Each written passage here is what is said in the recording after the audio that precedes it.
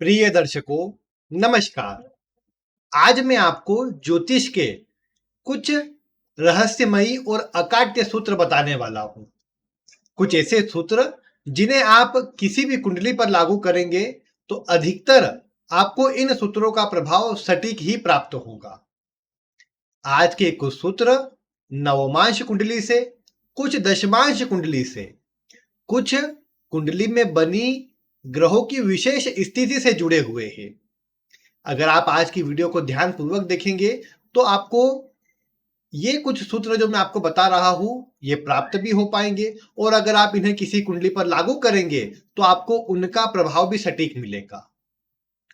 आप आज की वीडियो को तो देखे ही, इसके पूर्व मैं आपको प्रत्येक ग्रहों से जुड़े और भी ज्योतिष से जुड़े हुए अलग अलग सूत्र बता चुका हूं। अगर आप उन वीडियो को नहीं देख पाए हैं तो जब भी आपके पास समय रहे, यहां आई बटन पर आप जब क्लिक करेंगे तो आपको एक प्लेलिस्ट मिलेंगी जिसमें ज्योतिष के अकाट्य सूत्र जो भी इस चैनल पर प्रसारित किए गए हैं वो सभी आपको मिल जाएंगे। उन्हें आप याद करें, कहीं पर नोट करके रखें और किसी भी कुंडली पर लागू करेंगे तो परिणाम सटीक मिलेगा। तो इसलिए आप उन वीडियो को भी देख लीजिएगा। बाकी आइए आज की वीडियो में आगे बढ़ते हैं और मैं आपको कुछ विशिष्ट सूत्र बताता हूं।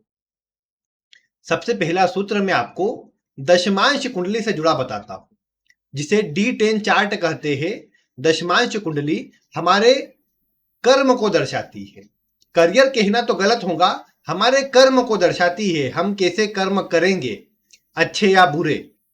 वैसे तो मैं आपको अभी कुछ दिनों बाद से दशमांश कुंडली से जुड़ी कुछ महत्वपूर्ण जानकारी प्रदान करूंगा, तो उन वीडियो को तो आप आगे देखिएगा। लेकिन आज की वीडियो में अगर आपको एक सूत्र में बताऊं तो अगर आपकी कुंडली में, आप दशमांश कुंडली खोलिए अपनी, उसमें देखिए कि दशमांश कुंडली के 12वें भाव में अगर कोई ग्रह बैठा है तो जब उस ग्रह की अंतर्दशा आपको आएगी उस समय अवधि पर यह आपको सभी प्रकार के कार्यों से मुक्त कर सकती है। यानी कोई अगर ये पूछे कि किस समय पर मेरी नौकरी छूटेगी या मैं बेरोजगार हो जाऊंगा, तो यह प्रभाव कुंडली में, दशमांश कुंडली में जो 12वें भाव में ग्रह बैठा हो उसकी अंतर्दशा में कई बार ऐसी स्थिति बनती है कि जो कार्य आप कर रहे हो वो छूट जाता है और नए किसी कार्य में आपको जुड़ना पड़ता है, या कई बार कुछ समय के लिए आप खाली भी बैठे रह जाते हैं। ये दशमांश कुंडली के 12वें में बैठा ग्रह ऐसा कर सकता है। दशमांश के 12वें में बैठे ग्रह का संबंध 8वें से बैठे ग्रह से बन जाए या 8वें के स्वामी से बन जाए तो ये देखा जा सकता है कि ऐसी स्थिति में व्यक्ति का एक काम बंद होता है और फिर बड़े परिवर्तन के साथ वो किसी नई फील्ड में जुड़ जाता है। जैसे मान लीजिए पहले कोई नौकरी करता था लेकिन नौकरी से उसे निकाल दिया गया या उसका सस्पेंशन हो गया, उसे सस्पेंड कर दिया गया, तो ऐसी स्थिति में अगर अष्टम भाव लिंक होगा तो वो किसी नए काम में आ जाएगा। 12वां भाव हानि है, आप ये तो जानते हैं। दशमांश कुंडली जो हमारे कर्म की है, कर्म से 12वां भाव कर्म की हानि को दर्शाता है।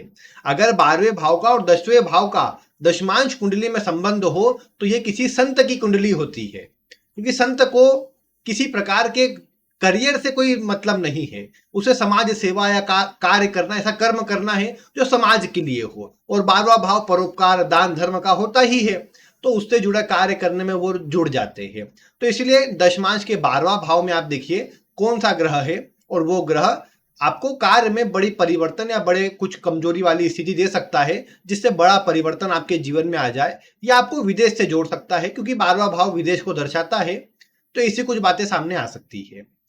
तो ये आप मिला के देखिएगा। बाकी मैं आगे आपको जब दशमांश से जुड़ी वीडियो दूंगा तो उसमें और भी भावों को कवर करूंगा कि बाकी भाव का प्रभाव दशा में कैसा मिलेगा। बाकी अगर हम दूसरे सूत्र की ओर बढ़े तो ये नवमांश कुंडली में आप देखिए। नवमांश कुंडली विवाह के लिए देखी जाती है, आप जानते हैं। नवमांश कुंडली के सप्तम का स्वामी अगर नीच राशि में हो, नवमांश कुंडली में जो भी सप्तम भाव में राशि बने उसका स्वामी नीच राशि में होता है तो ये वैवाहिक जीवन में समस्या देता है, या फिर विवाह होने में परेशानी आए और विवाह हो जाए तो भी परेशानी यहां पर सामने आ सकती है। यहां पर अगर आप ये देखते हैं कि नवमांश कुंडली के लग्न का स्वामी अगर नीच राशि में है तो ये भी एक ऐसी स्थिति है जो विवाह होने में परेशानी उत्पन्न करती है, या जातक का मन विवाह के लिए नहीं होता, या कई बार विवाह न हो पाए, ऐसी संभावनाएं बढ़ जाती है। तो ये आप मिलाकर देख सकते हैं। अगर किसी जातक की कुंडली कन्या लग्न की है और नवमांश भी कन्या लग्न का है, तो ऐसे में आप देख पाएंगे कि लग्न की जो डिग्रियां होंगी 26 डिग्री 40 मिनट से ज्यादा होंगी, क्योंकि अंतिम नवमांश कन्या का वर्गोत्तमी होता है। तो कन्या का जो अंतिम नवमांश रहेगा जो कन्या का ही रहेगा। ऐसी स्थिति में उस वर्गोत्तम लग्न के होने के कारण कन्या जो लग्न है ये किसका लग्न है? बुध का, और बुध की मूल त्रिकोण राशि है। ऐसी स्थिति में ऐसे व्यक्ति के अंदर नपुंसकता जैसी स्थिति उत्पन्न होने की संभावना ज्यादा रहती है। यहां इससे यह मतलब बिल्कुल नहीं है कि जातक की संतान नहीं होगी या जातक को संतति सुख नहीं मिलेगा। यहां इस योग के चलते जातक में शारीरिक कमजोरी देखने को मिल सकती है, जिसकी पुष्टि जातक करता नजर आ सकता है। ये बात आप जातक से पूछ सकते हैं। लेकिन अगर आप देखते हैं कि यहाँ पर बुध का ही नवमांश लग्न में भी और नवमांश में भी एक्टिव हुआ है, तो ऐसे में शारीरिक कमजोरी होने की संभावना रहती है। अगर नवमांश के लग्न में बुध भी बैठा है तो भी कई बार संभव है कि ऐसे व्यक्ति को शारीरिक कमजोरी रहे। अगर किसी पापक ग्रह के साथ होगा तो संभावना बढ़ जाएगी। फिर अगर आप ये देखते हैं कि नवमांश कुंडली के अंदर या लग्न कुंडली के अंदर बुध और शनि दोनों साथ में बैठे हैं, दोनों ही नपुंसक ग्रह है आप जानते हैं। तो बुध और शनि जब साथ में होते हैं तो ये भी संभावना क्रिएट करते हैं कि जातक के अंदर शारीरिक कमजोरी उत्पन्न होगी, जातक शारीरिक रूप से कमजोर होगा और नपुंसकता जैसी स्थिति को यहाँ पर देखा जा सकता है इस योग के चलते। तो ये प्रभाव कई बार देखने को मिलता है, जब भी बुध शनि साथ में होते तो भी ये प्रभाव आ जाता है।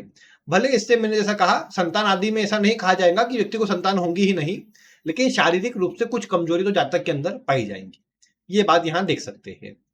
फिर इसके अलावा अगर कुंडली के अन्य सूत्रों की बात करेंगे तो नवमांश कुंडली में अगर शुक्र बुध की राशि में है, यानी नवमांश में शुक्र मिथुन राशि में है या कन्या राशि में है, तो ऐसी स्थिति में जातक के अपनी पत्नी से तालमेल थोड़े कमजोर रहते हैं। दोनों में कहा सुनी या वाद विवाद की जो संभावना है ज्यादा रहती है। अन्य योग सपोर्ट ना करते हो तो बड़ी समस्या आने की संभावना रहती है। इसलिए थोड़ा इसी स्थिति में देखभाल करके विवाह करना ज्यादा उचित रहता है। बाकी अगर यही शुक्र अगर नवमांश कुंडली में स्वयं की राशियों में हो तो विवाह के लिए अच्छा देखने को मिला, सकारात्मक प्रभाव देता है। तो ये सूत्र कुछ आप मिला सकते हैं। शुक्र क्योंकि वैवाहिक जीवन का कारक है और कारक अगर शुभ स्थिति में होगा तो परिणाम सकारात्मक आने की संभावना बढ़ जाती है। फिर वो आप किसी भी लग्न के हो वो देखा जा सकता है। फिर एक सूत्र मैंने अभी कुछ दिन पूर्व भी बताया था, अगर लग्न कुंडली का जो सप्तमेश है वो नवमांश कुंडली के छठे 8वें या 12वें भाव में है, लग्न कुंडली का सप्तमेश नवमांश के तृक भावों में होगा तो ऐसे व्यक्ति को वैवाहिक सुख कम मिल पाएगा या वैवाहिक जीवन में जो तालमेल या सुख की स्थिति रहना चाहिए उसमें कमजोरी देखने को मिलेगी।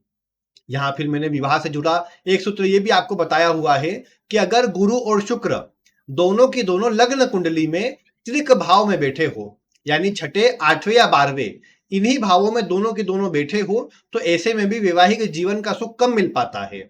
या तो विवाह होता नहीं, हो जाए तो उसको बचा पाने में परेशानी आती है। और यहां तक मान लीजिए कि अगर विवाह बच भी जाए तो संतान होने में बड़ी परेशानी का सामना करना पड़ जाता है। तो ऐसे में कई बार IVF या संतान गोद लेना, ऐसी सब संभावनाओं का सहारा लेना पड़ता है। तो ये बात आप कुंडली में देख सकते हैं।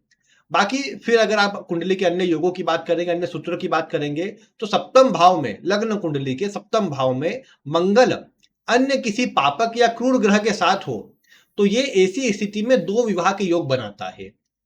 जैसे मंगल मान लीजिए सूर्य के साथ है, मंगल शनि के साथ है, मंगल राहु या केतु में से किसी के साथ है, तो अधिक संभावना रहती है कि ऐसे व्यक्ति की दो विवाह की स्थिति बन जाए। हाँ, लग्न बलवान होना चाहिए ऐसे में, क्योंकि लग्न बलवान होगा तभी तो लग्न की कुंडली का प्रभाव मिल पाएगा, नहीं तो चंद्र कुंडली का प्रभाव मिलेगा, वो देखने वाली बात रहेगी। अदरवाइज आप देखेंगे कि जब भी सप्तम भाव में दो पापक ग्रह हो जाए, मंगल और उसके साथ में कोई ग्रह, तो विवाह में विच्छेद को या फिर दो विवाह की स्थिति को ये बढ़ावा देता है। अब दो विवाह में अगर मान लीजिए लग्न से किसी शुभ ग्रह की दृष्टि आ गई, मतलब गुरु की आ गई या गुरु चंद्रमा दोनों उनकी आ गई या शुक्र की आ गई, तो ऐसे में संभव है कि विवाह तो विच्छेद ना हो लेकिन व्यक्ति का दूसरा विवाह भी हो जाए या फिर दूसरे विवाह जैसी स्थिति बन जाए, मतलब एक्स्ट्रा मैरिटल अफेयर बन जाए, ऐसी कुछ संभावनाएं बढ़ सकती है। बाकी मंगल और उसके साथ कोई पापक ग्रह होगा तो विवाह को एक खराब करने का काम करेगा। इसके अलावा अगर आप देखते हैं कि आपकी जो कुंडली है उसमें पंचम भाव में मंगल है, लग्न कुंडली के अंदर पंचम भाव में मंगल है, तो ये मंगल क्या करता है कि आपको थोड़ा सा ये भटकाने का काम करता है वैवाहिक जीवन के मार्ग के चलते। मतलब ये देखने को मिला कि या तो विवाह के पूर्व अफेयर वगैरह ऐसे व्यक्ति के बहुत रहते हैं, उसमें कहीं ना कहीं आपस में परेशानी आने के या फिर उसमें धोखा मिलने की संभावना रहती है, जिससे व्यक्ति का बदनामी का व्यक्ति को सामना करना पड़े, या फिर अन्य से धोखा मिलने के कारण व्यक्ति का अपमान हो जाए समाज में, ऐसी कुछ बातें बनी रहती है। इसलिए पंचम में मंगल हो तो थोड़ी सावधानी बरतना चाहिए किसी से प्रेम आदि करते समय, क्योंकि उसमें धोखा मिलना या परेशानी आना ज्यादा संभव रहता है ऐसी अवस्था में। और कहीं इस मंगल के ऊपर शनि की दृष्टि आ जाए तो व्यक्ति के इसी अफेयर वगैरह के कारण रिश्ता होने के बाद रिश्ता टूटने के योग बन जाते हैं। मतलब एक बार रिश्ता तय हो जाता है लेकिन वो टूट जाता है अगर मंगल और शनि दोनों का संबंध पंचम भाव से बनता है तो। या आप किसी भी कुंडली पर लागू करके देखें, अधिकतर आपको ये प्रभाव सटीक मिलेगा कि मंगल शनि दोनों मिलकर विवाह में सगाई होकर सगाई को तुड़वाने का काम करते हैं। बाद में फिर जो विवाह होता है उसकी स्थिति सप्तम भाव दर्शा देगा। बाकी सगाई एक बार कम से कम टूट जाती है। बाकी पंचम में मंगल हो तो थोड़ा ध्यान देना चाहिए, जिस पर व्यक्ति विश्वास करता है उनसे धोखा मिलता है तो उससे बचना चाहिए। फिर मंगल की ही बात आई है तो मंगल अगर दूसरे भाव में है किसी व्यक्ति का तो ये मंगल अच्छा होता है। हालांकि व्यक्ति को कंजूस बनाता है, लेकिन विचित्र प्रकार का, कि व्यक्ति जो पुरानी चीज होती है उसे बचा करके उसे पूरा करने पर ध्यान देता है, फिर नई चीज को सामने लाता है। ऐसा कई बार स्वभाव व्यक्ति का हो जाता है।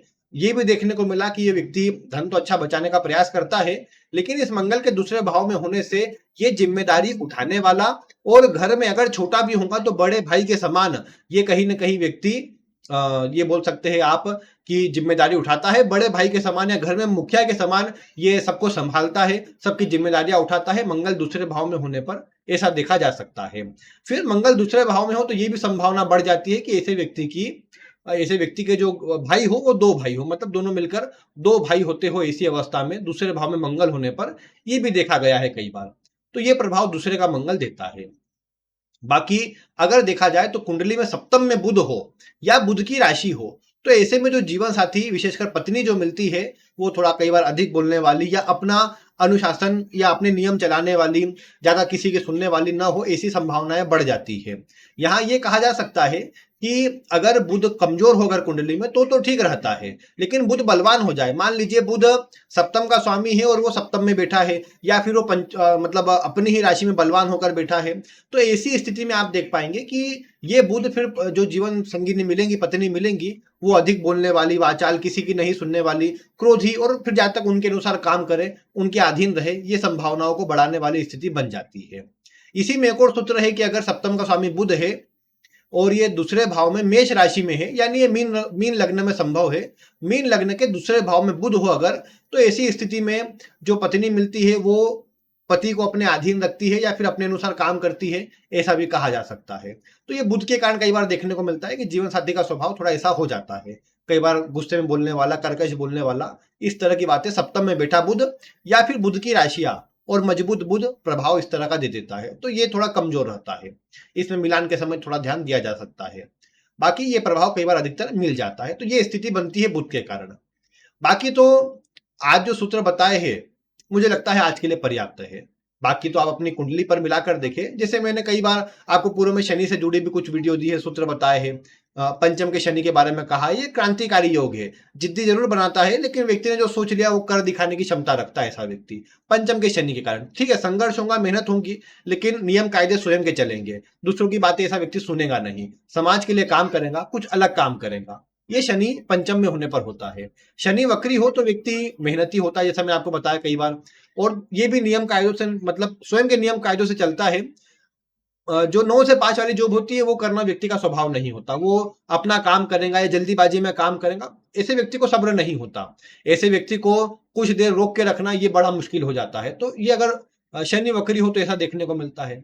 बाकी कभी फिर अन्य ग्रहों की चर्चा भी करेंगे वक्री होने पर, और जो कुछ सूत्र बताए इनसे जुड़े और भी सूत्र मैं आपको देता रहूंगा। तो अगर आप इस चैनल से जुड़े रहेंगे तो आपको वो वीडियो भी मिलती रहेंगी।